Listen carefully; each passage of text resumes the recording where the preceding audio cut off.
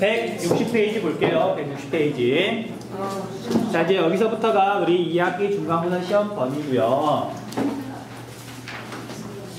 그쵸? 범위고. 내용은 뭐 그닥 어렵지는 않을 거예요. 자, 도시의 지역 분화라고 되어 있는데 실제로는 서울에 대한 이야기거든요. 우리가 둘다 살고 있는 동네니까 아마 조금 더 구체적으로 이해할 수 있을 거예요. 자, 어떻게 누구였지? 우영인가? 나보고 이렇게 오더니만 질문이 있대. 그때 혹시 2학기 때 앞부분 시험범위 들어가요? 물어보더라고요. 당연히 안 들어가요. 그렇게 말해줬더니 우영이 얼굴이 환해지면서 그럼 앞에 잘라서 버려도 되겠네요? 그러더라고요. 자르셔도 돼요. 진짜 버렸어. 버린 게 아니라 놓고 왔겠지. 버렸대요. 우영아, 버렸어? 아직 버릴 예정이야. 자, 도시에 대해서 우리가 1학기 때 어떤 내용을 공부했냐면 도시 체계에 대해서 이야기를 좀 했어요. 자, 도시 체계에서 핵심 단어, 핵심 개념이 뭐였죠? 도시 체계 하면 저렇게 잊어버리면 안 되는 거. 서울. 자, 도시 체계에서 핵심은 도시와 도시가 상호작용을 한다. 서울과 부산 사이에 버스가 얼마나 자주 왔다 갔다 하느냐. 상호작용의 포인트였잖아요. 도시와 도시 사이의 이야기였잖아요. 근데 이제 오늘 하는 내용은 도시와 도시 사이의 이야기가 아니라 서울이면 서울, 부산이면 부산, 그냥 어떤 도시 하나에 대한 이야기예요. 그러니까 차이가 되게 커. 근데 이 용어를 구별할 수 있느냐 없느냐를 많이 물어보니까 그 핵심 개념, 중요한 말을 좀 기억 좀 하라고요. 자, 그래서 이번 시간에 해야 되는 건 지역 분화인데 그거에 앞서서 도시의 성장에 대해서 이야기를 조금만 할게요. 자, 우리가 서울을 보면 지금 인구가 1000만 명이고 서울이 되게 넓지만 조선시대에는 인구가 훨씬 적었고 서울의 면적도 훨씬 더 좁았을 거 아니에요. 그 도시는 이제 인구가 늘어나면서 대도시가 되는 거잖아. 그 과정에서 도시에 이런저런 변화가 생겨요. 땅값도 바뀔 거고. 근데 이제 우리가 이번 단원을 이해하기 위한 이제 핵심 개념 딱 한 가지만 살펴볼 거예요. 자, 도시의 규모가 작다, 소도시였다가 도시의 규모가 굉장히 커진다, 대도시가 됐을 때 어떤 변화가 생기느냐. 자, 이건 구체적으로 예를 들면 되게 쉬울 거예요. 자, 소도시는 선생님의 고향, 정읍을 이렇게 생각하시면 되고요. 정말 손바닥만한 도시라고 생각하시면 돼요. 자, 정읍의 인구는 농촌 지역까지 합치면 11만 명 정도가 되는데 농촌 다 버리고 우리가 보통 도시라고 하는 건물들도 많고 그런 동네 있죠. 그런 동네만 따지면 인구가 한 5만 명밖에 안 돼요. 많아요? 자, 대도시는 생각보다 많다고?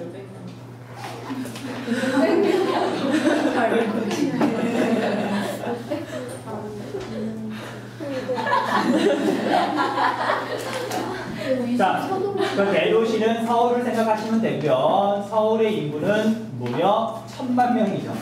200분의 1이에요. 자, 그래서 이 정읍 같은 경우에는 어떠냐면 내가 사는 집이 이쪽 아래쪽 끝이에요. 근데 정읍에도 학교가 몇 개가 있거든요. 근데 이제 정읍에서 학교를 이렇게 선택할 때는 거리는 하나도 중요하지 않아요. 왜냐면 여기에서 반대쪽에 있는 학교에 만약에 이렇게 간다. 그럼 걸어서 10분이면 가거든요. 그러니까 집 앞에 있으면 물론 좋긴 하겠지만 뭐 10분이면 급해서 뛰어가면 5분이면 가잖아. 그쵸? 그러니까 얘는 도시의 규모가 작을 때는 도시 어디든 접근하는데 별 문제가 안 돼요. 자, 물론 도시 가운데가 사람들이 접근하기 제일 좋긴 하겠지만 뭐 주변 지역이라 하더라도 뭐 크게 불편하거나 그런 거 없단 말이에요.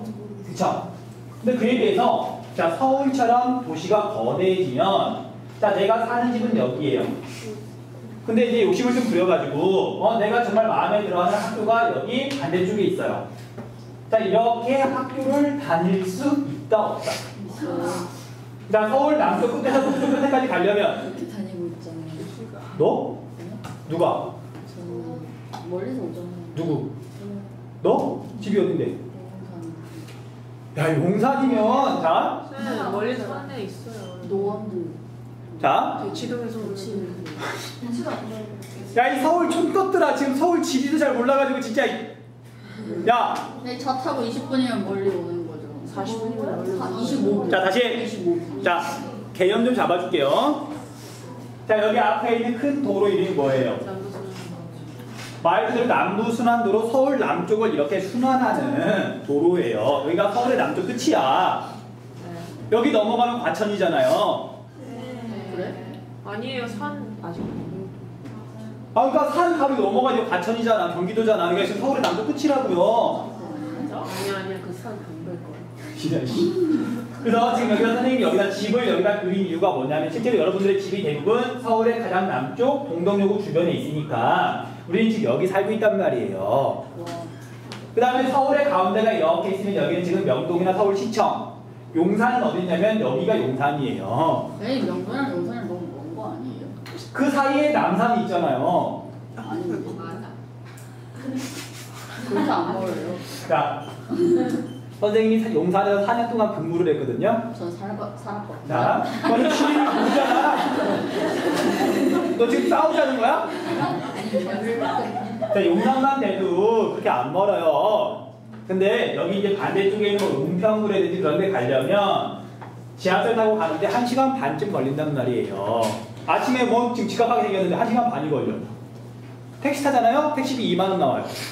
그러니까 이런 데까지는 이렇게 다닐 수가 없는 거지. 그러니까 다시 도시 자체가 커지게 되면 이제 도시 내에서 접근성의 차이가 생기기 시작해요. 그 차이가 두드러지기 시작해요. 접근성의 차이. 자, 도시가 조그만 때는 도시 어디든 별로 어렵지 않게 갈 수가 있었는데 대도시가 되면 도시 중심 부분은 어디서든 그래도 비교적 쉽게 접근할 수가 있어요. 서울 중심 부분, 우리가 시청이나 아니면 명동을 갈 때 뭐 크게 불편하지 않고 또 어디서든 쉽게 접근할 수가 있는 데에 비해서 자, 여기 우리 학교가 있는 이곳은 중심 부분에 비해서 접근성이 좋다 나쁘다? 겁나 나쁘죠. 그렇잖아. 그래서 도시가 커지면 지역에 따라서 중심 지역과 주변 지역은 접근성의 차이가 크게 벌어진단 말이에요. 이건 상식이지. 당연한 거잖아요. 자, 그래서 접근성의 차이가 이렇게 벌어지는데 여기다 다시 적을게요. 자, 도시가 성장하게 되면 중심지와 주변 지역 사이에 접근성의 차이가 생긴다. 자, 접근성이 좋으면 사람들이 많이 왔다 갔다 그러는 거고 교통이 편리한 거고 접근성이 떨어지면 그 반대인 거고요. 접근성의 차이가 나기 시작하면 뭐가 달라지냐면 시가가 달라져요. 시가는 땅값. 땅값 비싸죠. 자, 이거 한번 했던 얘기인 것 같은데 우리나라에서 제일 땅값이 비싼 곳이 명동 일대예요. 상식인데 명동에서 이제 땅값이 제일 비싼 곳이 1제곱미터 가로 세로 1m 이만큼밖에 안 되잖아요. 가로 세로 1m니까 1m에 이제 해마다 조금 시세가 달라지지만 대략 얼마쯤 되냐면 우리나라에 제일 비싼 데가 1억. 그쵸? 1제곱미터당 대략 2억쯤 해요. 거기 네이처 리퍼블릭 매장. 그러니까 우리나라에서 땅값이 제일 비싼 곳이 그만큼 좀 한다고. 그에 비해서 여기는 상대적으로 이만큼은 아니잖아요. 그러니까 접근성에 따라서 여기는 사람들이 쉽게 접근할 수 있으니까 여기다 가게를 열면 당연히 홍보도 많이 되고 돈도 많이 벌 수 있으니까 땅값이 비싼 거잖아. 그런 접근성에 차이가 나더라. 집가 차이가 발생하게 돼요. 자, 그런데 이 땅값이 달라지면 또 뭐가 달라지냐면 당연히 사람들이 대부분 자기 땅에 장사를 하는 게 대부분 빌려서 하는 거잖아요. 가게 같은 거. 그래서 땅값이 차이가 나면 그 땅을 빌려 쓰는 임대료도 당연히 차이가 나게 돼요. 그냥 순서를 연결시키면 돼. 당연한 얘기야. 자, 그런데 이제 집가나 임대료나 이제 접근성이란 말은 고등학교 과정 우리 수업 시간에 별로 쓰지 않고요. 이제 이거에 따라서 또 달라지는 이 용어를 제일 많이 써요. 그리고 우리가 만약에 서술형 문제가 나온다, 이 용어를 써서 풀어내야 돼요. 자, 지리 시간에는 지대라는 말을 많이 쓰기 때문에 지대라는 말 기억 좀 해주세요. 지대라는 말. 자, 이렇게 생각하지 마시고요. 땅 지자야. 땅을 빌려서 쓰면 반드시 대가를 지불해야 되죠. 뭐 임대료 비슷한 거잖아. 땅에 대한 대가. 땅값이 비싸면 당연히 땅을 빌려 쓰는 데 따른 대가도 비싸진다. 같은 의미인데 이 용어가 지리 용어예요. 그러니까 지대라는 말을 더 많이 쓴다. 지대라는 말 좀 기억 좀 해주세요. 그래서 도시의 중심 지역은 땅값이 비싸고 지대가 높다. 주변 지역은 지대가 상대적으로 낮다. 그렇게 정리하시면 돼요. 그렇게. 자, 여기까지는 개념 쉽죠? 반응 없습니다. 나는 여름방학 이 끝날 무렵 다시 수업을 하게 됐다는 그 설레임으로 지금 학교에 와가지고 열심히 수업을 하고 있는데 웬 설레?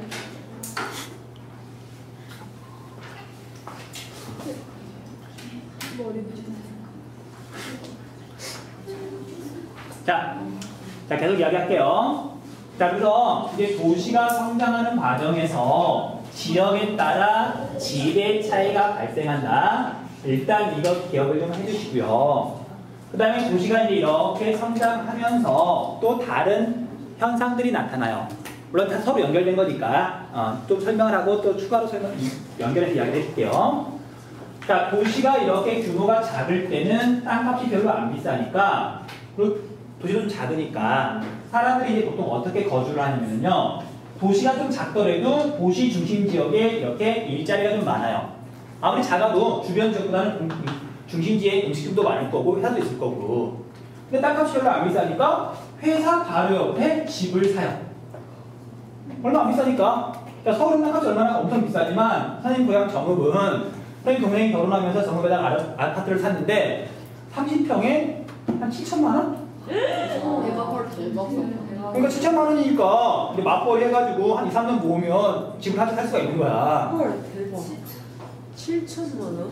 30평. 그러니까 이제 서울하고 지방하고 엄청 차이가 나는 거죠.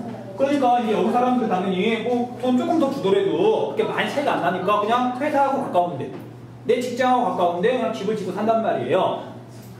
오케이? 자, 그런데 이제 이렇게 도시가 점점 커지게 되면 원래 여기에 살던 사람이 여기에 땅값이 막 올라가요. 그러면 계속 여기에 사는 사람도 물론 있겠지만 대부분은 여기에 있는 집을 팔고 딴 데 가서 살죠. 그러니까 딴 데로 가게 되면 비싼 값에 팔아가지고 훨씬 큰 집을 사거나 아니면 비슷한 크기의 집을 사더라도 돈을 남길 수가 있으니까. 그럼 이렇게 도시가 커지게 되면 원래 중심지에 있던 학교라든지 학교는 뭐 중심지에 있을 필요가 굳이 없잖아요. 그렇잖아. 뭐 여기서 돈을 버는 것도 아니고 그냥 학생들만 와서 교육만 하면 되는 거니까. 그래서 주택이라든지 아니면 학교 같은 것들은 원래 중심지에 있던 여기에 있던 것들이 도시가 커지게 되면 얘가 주변 지역으로 자꾸 빠져나오게 돼요. 대표적인 게 바로 우리 학교잖아. 우리 학교 원래 여기 안 있었잖아요. 원래 어디 있었어? 여기 거기 위에. 어딘지 잘 모르겠지만 서울 중심지에 있었어요. 명동 근처에 있었단 말이야. 이 학교뿐만 아니라 서울고등학교, 경기고등학교, 휴문고등학교 우리가 알고 있는 여기 강남에 있는 유명한 고등학교들 있잖아요. 전부 다 서울 사대문 안에 있던 학교들이에요. 근데 여기 있어봤자 굳이 좋은 점은 별로 없고 땅값이 싸졌으니까 학교 굳이 팔고 더 크고 넓게 학교 건물 잘 지어가지고 이사 온 거지. 잘 지었는데 왜 언덕에다 왜 언덕에다 만들었다고? 언덕이 없으지. 언제 없으려고 얼마나 주민들이 맹글거리겠지. 불편해서 중간에 말 뭘까? 왜? 그냥 적당히 운동하고 좋잖아. 그러세요? 야, 언덕에 있다고 학교를 안 가는 건 아니잖아. 억지로 가는 거죠. 야, 서울대는 관악산 잘하게 있거든. 좋겠다. 자, 걔는 그만한 가치가 있잖아요. 서울대 정문하고 제일 위에 사범대하고 높이 차이가 100m쯤 나요. 버스 있잖아요. 학교 안에 적혀 있어. 거기 보내준다면 기어라도 가겠어요. 진짜 나는 진짜. 밧줄이라도 타고 가겠어. 밧줄을 맸다. 자, 다시. 그래서 원래 도시 중심 지역에 있던 여기에 있던 몇 가지 기능들 중에 주거 기능이라든지 또는 뭐 학교 같은 것들, 자 또는 이제 공장 같은 것들은 땅값이 비싸니 여기 중심부에 굳이 있을 이유가 없으니까 주변 지역으로 빠져나와요. 자 이렇게 빠져나오는 현상을 뭐라고 부르냐면 중심에서 또는 중심하고 이별한다, 멀어진다, 그런 뜻이에요. 그래서 이렇게 빠져나오는 현상을 이심현상이라고 불러요. 이심현상. 자 그에 비해서 자, 여기에 땅값이 비싸지고 임대료가 비싸지더라도 여기 중심으로 자꾸 들어가려고 하는 기능들도 있어요. 대표적인 게 백화점. 얘네들은 땅값이 비싸도 거기에 들어가면 장사가 훨씬 잘 되니까. 또는 고급 호텔 같은 것들. 여기 들어가려 그런단 말이에요. 그럼 반대로 도시가 커지면 커질수록 중심으로 이렇게 들어가려고 하는 것들. 선생님의 백화점이라고만 적을게요. 자, 백화점 맛들은 중심으로 자꾸 들어가려고 그러는데, 자, 이런 현상을 뭐라고 부르냐면 중심으로 집중한다. 집심현상이라고 불러요. 집심현상. 그래서 옛날에는 도시의 규모가 작을 때는 도시 여기저기에 막 이런저런 기능들이 막 섞여 있었거든요. 회사 바로 옆에 아파트도 있고 막 단독주택도 있고 막 그래서 공장도 있던 것들이 도시가 커지면 이제 정리가 되기 시작하는 거예요. 그래서 그 결과 봤더니 명동에 가면 아파트나 단독주택이 많다 적다? 보기 힘들죠? 자 반대로 우리 학교 주변에는 백화점이나 호텔이나 아 슬프게 하지 마세요. 당연한 거야. 분식이 있어요. 아니 내 우리 집 바로 옆에 백화점이 있다고 할 좋은 건 아니에요. 교통체증만 학생 백화점이야? 창밖에 있어요. 어? 창밖. 새참각기지? 한 번도 간 적 없어. 한 번도 안 가면. 나도 거기 왠지 들어가기 싫더라. 근데 이 주변 너무 몰라요? 교장선생님한테 여쭤봐. 근데 저기 앞에 뭐 지으려고 그러면 교장 선생님이 안 된다고 그러는데. 그래? 왜? 땅이 좀 맞나보지. 넘어갈게요. 자, 그래서 이제 이렇게 집심현상과 이심현상이 계속 일어나게 되면 대도시 내부 지역이 이제 지역에 따라서 차이가 나게 되는 거죠. 도시가 작을 때는 뭐 여기나 그냥 마구자리가 섞여 있으니까 차이가 없었던 데 비해서 얘랑은 이제 분명히 차이가 나잖아요. 자, 그래서 도시가 성장하면서 접근성의 차이가 나고 이런 과정을 거치면서 집심현상과 이심현상이 일어나면서 이제 화살표를 이렇게 그릴게요. 이건 뭐 이해하는 게 중요한 거니까. 도시 내부 지역이 서로 다른 특징으로 나뉘어지더라. 그걸 지역 분화라고 불러요. 말 그대로 지역이 나뉠 분자, 나뉘어진다. 서로 특성이 달라진다. 그런 뜻이에요. 그 지역 분화가 일어나게 되면 그 결과 이제 오늘날 서울을 보면 알겠지만 서울의 중심부 지역과 주변 지역은 분명히 다르죠. 도시에 이게 특정한 구조가 생기게 되는 거예요. 자, 그래서 지역 분화 결과 도시 모습에 일정한 특성이 나타나요. 그러니까 우리 서울로 치면 명동 같은 데가 있죠. 그런 중심 지역이 서울에만 있는 게 아니라 부산에 가면 부산에 중심지가 있는 거고, 뭐 대전에 가도 대전에 중심지가 있는 거고, 지역별로, 그러니까 도시별로 공통된 그런 일정한 구조가 만들어지는 거지. 대도시들은 다 있는 거니까. 자, 그래서 그걸 갖다가 뭐라고 부르냐면요, 도시 구조라고 불러요. 도시 구조. 자, 여기에는 어떤 말이 생략이 돼 있냐면요, 내부라는 말이 생략이 돼 있어요. 도시 내부 구조. 대도시 내부에 특정한 구조가 생긴다. 자, 이걸 강조하는 이유가 뭐냐면, 자, 내부라는 말 이렇게 생각 안 하면 자꾸 도시 체계하고 도시 구조하고 용어를 헷갈려 하더라고요. 자, 포인트. 도시 체계는 도시와 도시 사이에 이루어지는 상호작용. 도시 구조는 한 도시 내부의 구조, 모습, 내부란 말이 포인트라고요. 그렇게 정리하시면 돼요.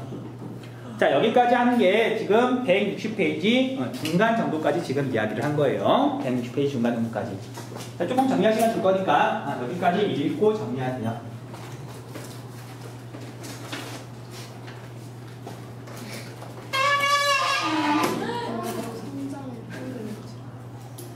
자, 도시가 성장하면서 이런 특성들이 나타나는 거죠.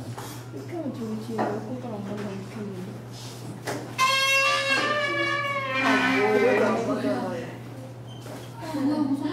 떨어질 것 같아. 저래도 이렇게 여기 닿잖아요. 저래도 안 가. 여기만 차가워지는 거 알지?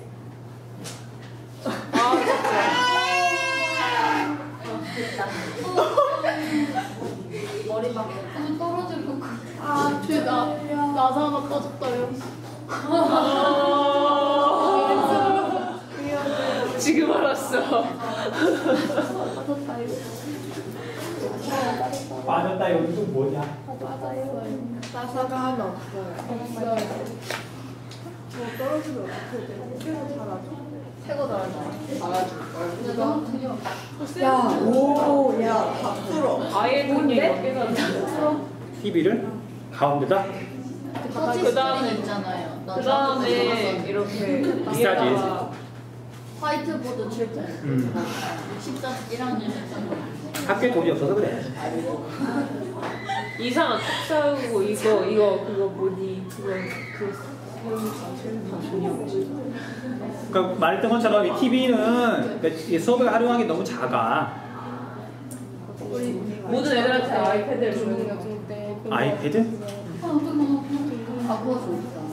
왜? 왜?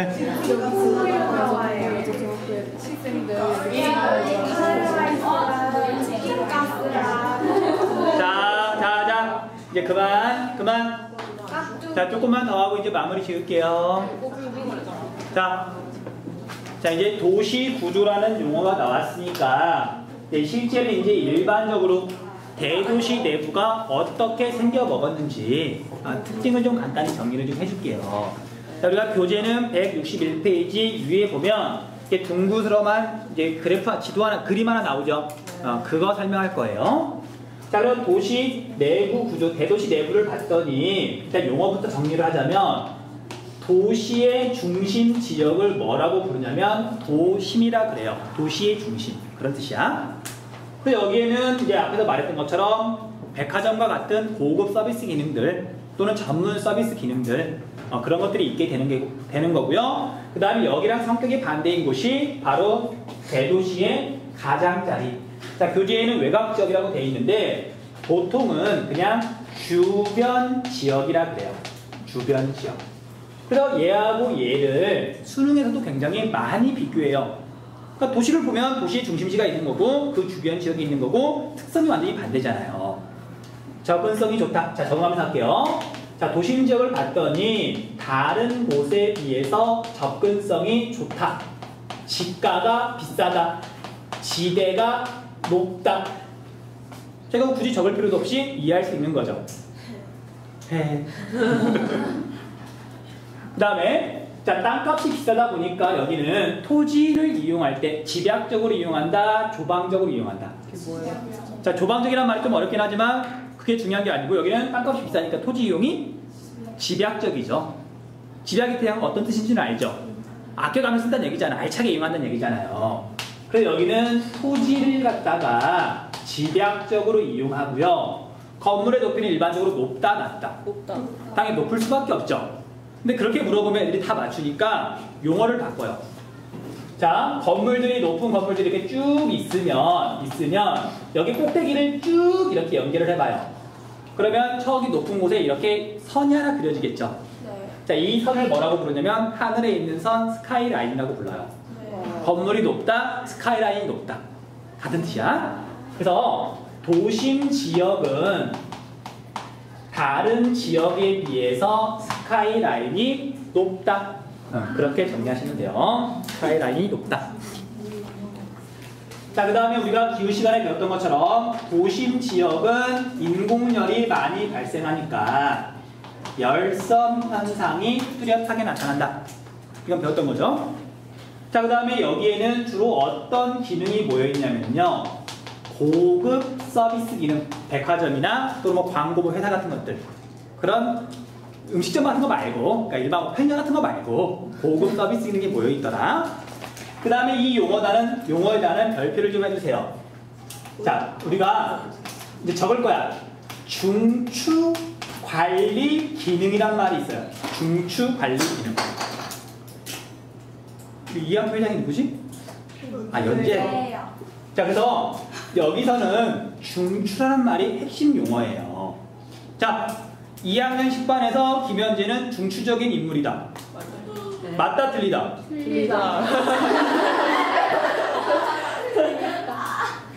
야, 이거 무슨 레인독이 2학기 시작 3일 만에 왔어. 아니에요. 뭘 아니야, 이미 애들 반응이. 자, 그래서 중추라는 말은 핵심이 된다, 가장 중요하다 그런 뜻이잖아요. 그래서 우리가 도시 내에는 수많은 기능들이 있지만 그 중에 가장 중요한 거, 핵심이 되는 걸 중추 관리 기능이라고 불러요.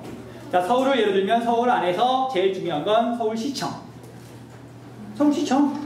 그 다음에 커다란 관공서들 또는 뭐 대기업 본사들, 도시 내에서도 정말 중요한 것들 있잖아. 그런 걸 중추 관리 기능이라고 불러요. 그러니까 이런 것들은 당연히 도심에 있는 거죠. 그쵸? 자, 그에 비해서 주변 지역은 얘랑 완전히 반대예요. 그래서 다 안 적을게요. 그냥 여기는 주거 기능이 주로 모여 있다. 주거 기능이. 이 정도만 정리하면 되죠. 자, 그래서 그림을 간단히 그리자면 좀 짧게 그릴게요. 자, 가운데에 뭐가 있냐면 도심이 있고요. 그 다음에 도시가 굉장히 크니까 이렇게 있으면 가장자리 지역에 뭐가 있냐면 주변 지역이 있어요. 얘랑 얘랑은 성격이 반대. 아, 교재에 있는 거야. 자, 그 다음에 자, 이제 서울 같은 경우에는 자, 이게 주변 지역 바깥쪽에 그림을 보면 알겠지만 이렇게 불규칙하게 표시가 돼 있죠. 얘는 지금 뭘 나타낸 거냐면요. 영어로 하면 그린 벨트. 아, 우리말로 하면 산. 어? 개발 제한 구역이죠. 자, 개발 제한 구역은 대도시에만 있어요. 자, 정읍에는 개발 제한 구역이 있을까 없을까? 없어요. 당연히 없어요. 있으면 안 되지. 정읍의 가장 큰 장점은 공기가 맑다. 유일한. 아니에요. 달. 친환경. 그래. 자, 개발 제한 구역이 있는데 자, 이건 뭐 여러분들이 뭐 다 알고 있는 개념이잖아. 근데 이제 여기서도 좀 낯선 용어 하나가 있어요. 일단 그거 좀 적어줄게요. 자, 우리가 개발 제한 구역이 없으면 정말 서울이 대책 없이 커질 수도 있어요. 자, 지금은 개발 제한구역 때문에 여기 옆에 보면 그래도 산이 이렇게 있잖아. 개발 제한구역이거든요. 근데 만약 여기가 개발 제한구역이 아니면 여기 옆에까지 막 건물이 들어설 거 아니야. 도시가 막 대책 없이 막 커질 거 아니에요. 그래서 그런 걸 막기 위해서 개발 제한구역을 설정하는 건데 도시가 무분별하게 성장한다. 그걸 뭐라고 부르냐면요. 스프링처럼 튀어나간다. 스프롤 현상이라고 불러요. 도시가 막 커지는 거, 대책 없이 커지는 거. 스프롤. 그래서 이 스프롤 현상을 막기 위해서 개발 제한 구역을 설정하는 거죠. 얘도 시험 문제에서 직접 제시하는 용어예요. 그러니까 이 용어를 알아야 문제를 풀 수가 있는 거지. 첸나이, 이해돼? 첼로이라고 부르죠. 맞아. 수민아, 이해돼? 저는 아니야.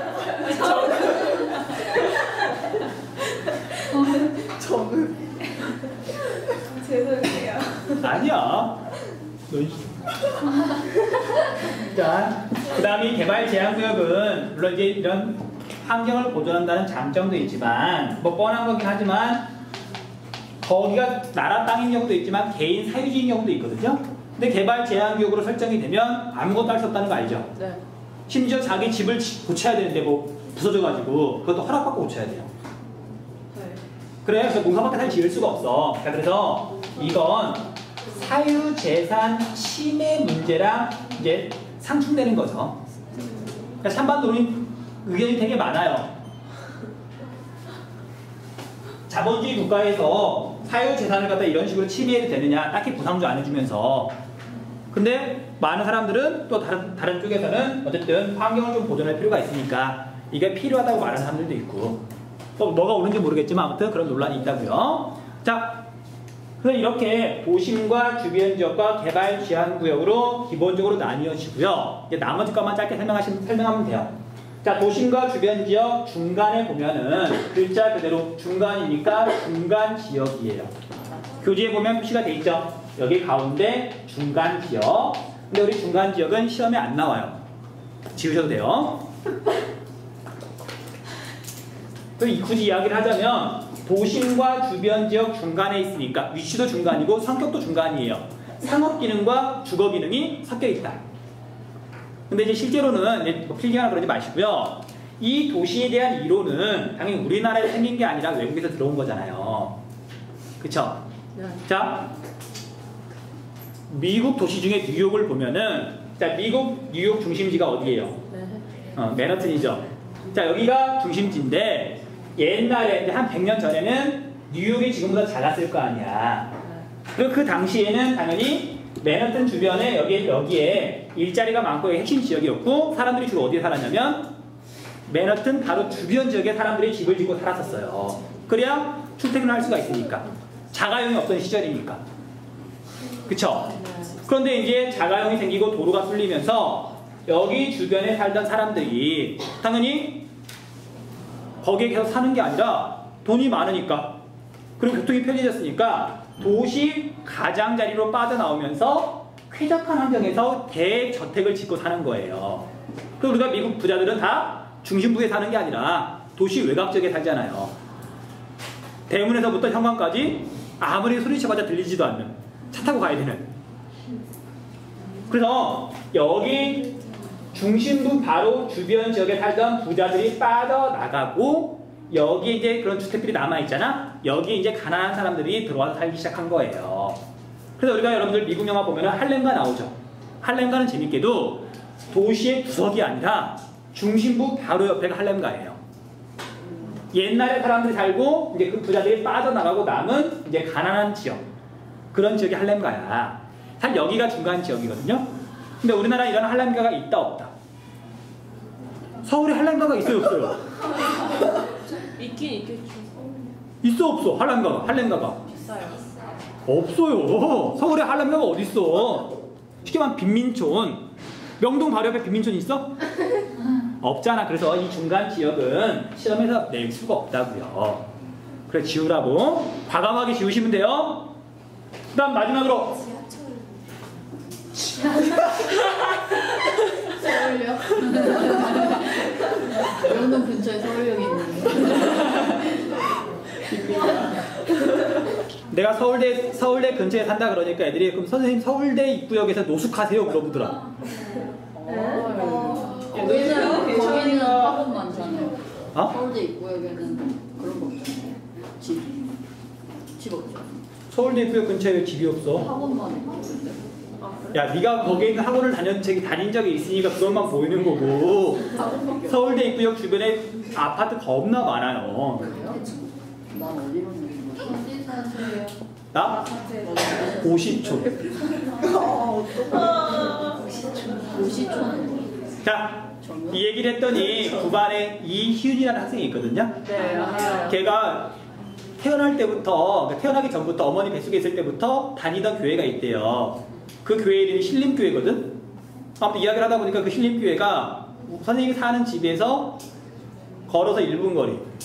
크게 소리치면 닿을 거리. 그래서 그거 사실을 알게 된 뒤부터 일요일날 교회가 이렇게 사람들이 오가는 시간들을 피해서 선생님이 외출을 해요. 괜히 길거리에서 마주치면 뭐 이게 어색한 게 아니고 일요일날 선생님 배드민턴 치러 다니니까 그 학교를 지나갈 때 항상 그 짧은 반바지에 그러고 돌아다니는데 마주치면 안 될 것 같아갖고. 자, 아무튼 거의 끝났으니까 하나만 더 하고 마무리 짓게요. 자, 이제 서울처럼 도시가 너무 거대해지게 되면은 도심에 있는 이제 그런 고급 서비스 기능을 이용하기 위해서 이 가장자리에 사는 사람들이 여기까지 가기가 너무 힘든 거예요. 자, 대표적으로 자, 여러분들 부모님이 백화점에 가고 싶어요.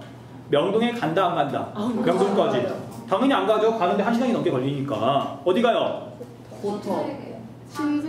그래, 애들이 이제 대략 그러던데 아, 또 새로운 용어가 등장하네. 그러니까 다른 반 가서 수업을 했더니 신세계에 간대요. 뭐 신세계백화점 한두 개 있는 것도 아니고 그래서 내가 어디에 있는 그랬더니 애들이 고속터미널. 그러니까 얘는 고터라 그러네. 고터. 고토라고 그러고. 고토라고 하죠. 아, 나 방금 처음 들었어. 아 진짜요? 역시 도시촌. 자, 그래서 도심 지역에 물론 핵심 기능들이 모여있지만 도시가 너무 거대해지면 여기까지 이렇게 왔다 갔다 하기가 되게 힘들잖아요. 그러니까 여기 하나만 가지고는 모자라니까 서울 이게 군데군데 도심의 기능을 분담하는 일부 기능이 옮겨오는 그런 새로운 중심지가 생기게 돼요. 근데 얘는 도심에 비해서 규모는 좀 작겠죠.